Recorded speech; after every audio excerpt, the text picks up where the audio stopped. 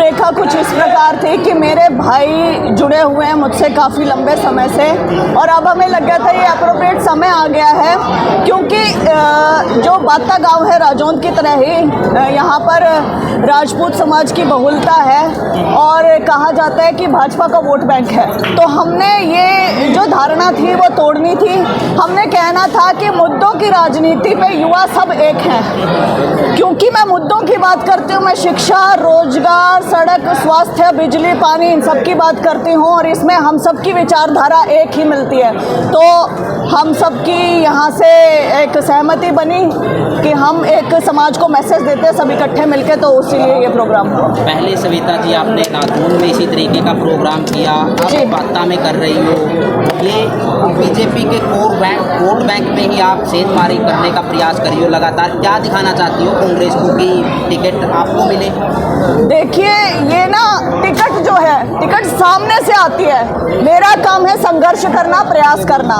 तो मुझे ये मैसेज पूरा देना है कि आप जैसे कहा जाता है कि जाट वोट बैंक है, वो तो कांग्रेस का ही है, बाकी नहीं है। तो मुझे धारणा तोड़नी थी, जैसा कि मैंने पहले कहा कि मुद्दों पर सारे युवा एक हैं। जब भी आप मुद्दों की बात करेंगे, जब भी आप समाज की बात करेंगे, जब भी आप सहूलियतों की बात करेंगे, तब सारा समाज एक है, तब कोई जाति पाति नहीं है। और जो ये आप धर्मांधता फैला के, जो आप जाट गैर जाट हरियाणा में या आप गुजरात में करते हैं पटेल वर्सेस नॉन पटेल, या आप यूपी में करते हैं ठाकुर वर्सेस नॉन ठाकुर, या आप कहीं करते हैं हिंदू वर्सेस मुसलमान, ये हरियाणा वाले तो चलने नहीं देंगे। तो वो एक हमें होना था, ये हमने मैसेज दिया है।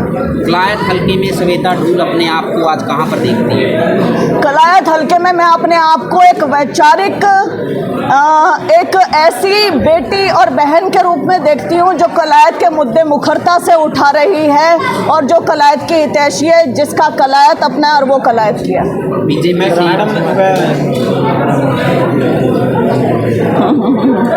का भाषण लगाया जीतने के बाद भी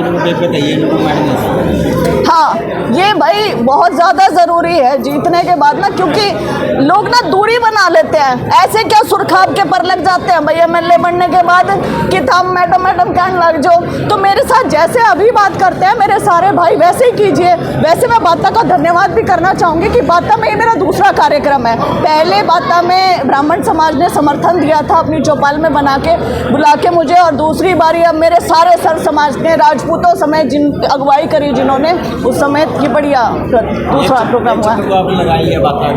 क्या नजर आया विकास? देखो, विकास के नाम पे तो यहाँ पे ज़्यादा कुछ है नहीं। इनके पास सरकारी अस्पताल की ज़मीन बहुत ज़्यादा है, लेकिन छोटा सा बना रखा है, 5 बेड हैं। 3 किलो में बना सकते हो आप। एक यहाँ पे महिला सरकारी कॉलेज ये मांग रहे हैं, वो नहीं है। एक यहाँ पर पशु अस्पताल हम जब आ रहे हैं तो वहाँ ताला लगा हुआ है, डॉक्टर नहीं है। इसके अलावा भी जो इनका बस स्टैंड है वो बहुत छोटा सा और अव्यवस्थित है, जबकि जगह बहुत ज़्यादा है, 5 कैनाल की जगह है, वो नहीं है। हम थोड़ा सा है तो थोड़ा कीचड़ भी था, यदि हम पिछली उस दूसरी साइड से आए होते तो वहाँ जल भराव रहता, जल भराव की समस्या भी है। और एक बार यहाँ पे 5 वर्षीय बच्चे की डूबकर मौत भी हो गई थी, तो वो जो सेफ्टी मेजर्स हैं वो है भी नहीं है, मौत के कुएँ खोदती हैं इन्होंने गड्ढे।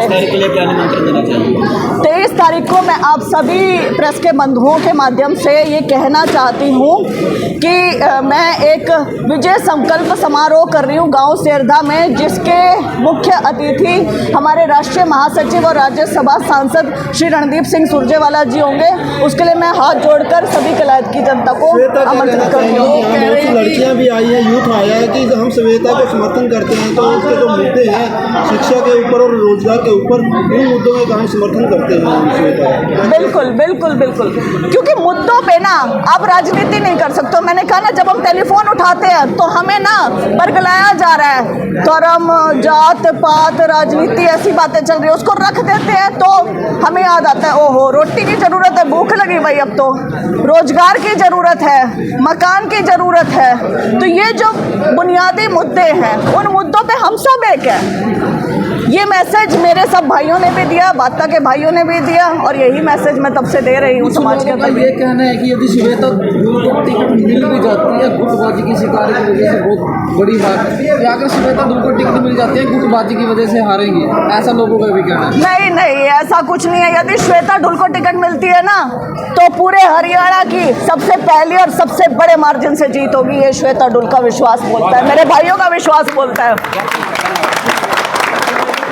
जातिवाद के चक्र को तोड़ने की तैयारी है। तोड़ चुकी है श्वेता डुल, जातिवाद का चक्र तोड़ चुकी है। क्या बाकी है? राजौंद को बोलते थे, बाता को बोलते थे, टूट तो चुका है, और क्या बाकी है?